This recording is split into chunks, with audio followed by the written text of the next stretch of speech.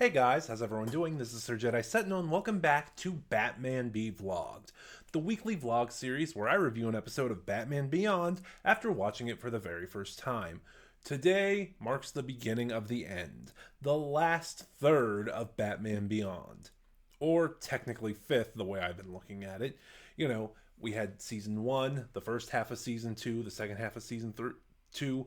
Today we're beginning our look at season 3, the final season, with episode 40, King's Ransom, written by Rich Fogel and directed by Butch Lukic. As always, there is a blanket spoiler warning in place because I do these unscripted and I may decide to talk about spoilers.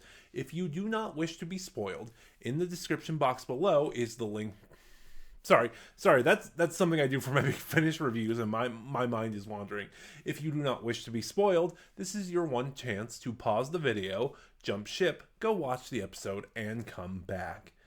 King's Ransom is a good episode, but I hesitate to say why it's good. I don't know if I'm judging it on its own merits or if I'm judging it based on comparison, because it seems like, because I don't remember season 3 at all, but it seems like this is the final episode to feature the Royal Flush Gang, the card-themed family of supervillains that Terry has faced throughout the series in 2 previous episodes. He faced them once in season 1 in Dead Man's Hand, and he faced them again in season 2 in the episode Once Burned.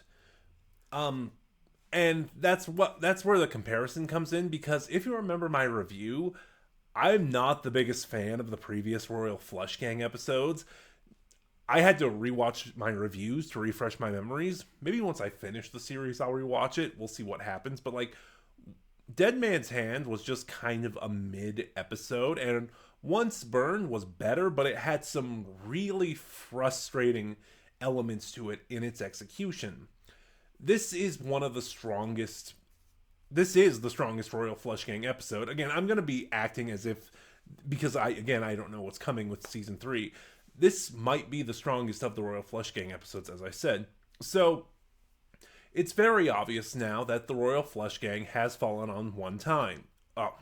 Sorry, it's late. I shouldn't be doing this late. It seems obvious that the Royal Flush Gang is falling on hard times, and the family is falling apart. After the events of Once Burned, Melanie, has left the Royal Flush Gang and has kind of started a life for herself, working an honest job, trying to make a living, and all of that. So now the Royal Flush Gang consists of King, Queen, Jack, and Ace. And as a demonstration of their hard times, they are being hired to steal priceless artifacts for someone else, who I will reveal shortly in a moment here.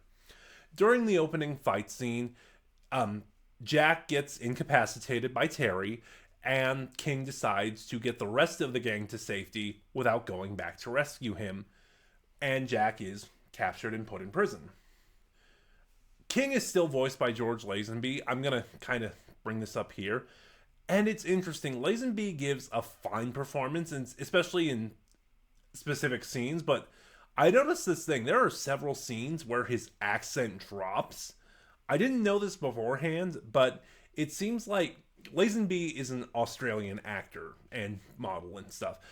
And he is playing the role of King as British, presumably as a nod to him playing James Bond. I don't know. But there are just several scenes where his accent drops, I noticed. Another thing I noticed too is that Barbara in this episode is not voiced by Stockard Channing, which really kind of bummed me out. As I said when she first popped up, I really like Stockard Channing. She's one of my favorite actresses, so it's always nice to see her show up in things. But, after I noticed this, I went to Google, of course, and looked it up. It seems like for season 3, and Return of the Joker, from here on out, Barbara will be voiced by Angie Harmon. This isn't the only recast that's happened in this episode. There is one more of note. Now that I'm thinking about it, I forgot to check the credits, because I think now Mel, 10, was recast as well. but that's neither here nor there. Anyway, getting to the point, it turns out that the Royal Flush Gang is being hired by Paxton Powers. Remember, in season 1, we had the overarching plot line of Derek Powers, the person who kind of took over Wayne Enterprises from Bruce Wayne, and it became Wayne Powers, and then Powers became the supervillain Blight, and in the tumult of all of that, Wayne's son, Paxton, became the new head of Wayne Powers. Also of note that, again, like Barbara being recast here, Paxton has also been recast. He's no longer voiced by Cary Elwes. He is now voiced by Parker Stevenson. Just something else I noticed immediately. And, so now the Royal Flush Gang is being hired by Paxton to perform these robberies for him, at just showing how far they've fallen. But King, finally deciding he's had enough, decides to kidnap Paxton and hold him for ransom, trying to get the money from Bruce Wayne, who seems to have some control over Wayne Powers. This is a plot line that came up in Return of the Joker. According to one of my friends who remembers this series a little better than I do, chronologically, Return of the Joker takes place between seasons 1 and 2, and I know from memory the opening scene of Return of the Joker is that Bruce Wayne has finally gotten controlling interest of Wayne Powers back. Kind of a tangent, but like I said, I chose not to do Return of the Joker chronologically, instead treating it as the finale to Batman Be Vlogged.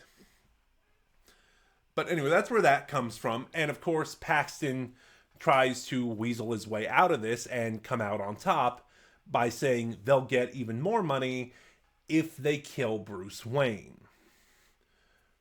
Wow, sorry, my thoughts are all over the place. Again, it's late. I shouldn't be doing this right now. There is only one or two major scenes with Mel between. There's one of them with her and Terry. It's a nice little nod to, again, their previous episodes, Dead Man's Hand and Once Burned, and their relationship in it. They obviously still feel something for each other, but they both recognize they cannot be together anymore. Not that there was any ever serious competition for that, because Terry is very solidly with Dana. I also noticed that there seemed to be another change in animation. I talked about this like halfway through season 2 when the animation changed from hand-drawn to computer-generated. It's still computer-generated, but it looks like it's been more refined, so to say. Like, it looks sleeker.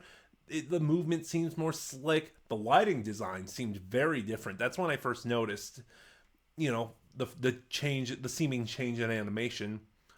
But also, it looks oversimplified. Like, it seems further details have been erased from characters.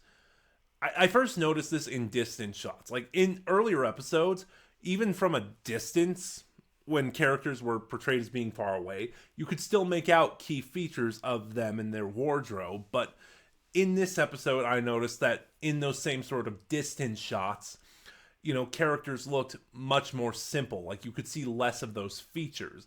And it just seemed to, it was like the first indicator that, as I said, there seems to have been a further change and development in the animation. Beyond that, this episode is fine. Like I said, by comparison, I think it is the best Royal Flush Gang episode. Will Friedle gives a very strong performance. I don't know what it was about his performance in this episode, but it's one of the strongest performances Will Friedle has given in some time. Not that he's ever been bad, or, not that he's given a bad performance in a while, but he's just been very solid, very consistent. Something about his performance in this episode just stood out really well. By having 10 be out of the picture, I liked the focus on the rest of the Royal Flush Gang members and how their dynamic and their family, because they are family, is deteriorating. And the result of that, there are some really good fight scenes here. Some of the best fight scenes I've seen in a while. Who knows what that'll mean for the rest of season 3. And overall, it's just a solid episode. But those are my thoughts. Have you seen King's Ransom? What are yours? Oh shoot, when I started my recap, did I say King's Ransom? Anyway, what are your thoughts? Please start a conversation in the comments below. And remember to like, comment, subscribe, click the bell next to subscribe to get notifications when I upload, share the video around, all of it helps my channel grow. In the description box below, you'll find the link to my socials where you can follow me and get updates on the channel. This is Sir Jedi Sentinel, and I'll see you guys next time.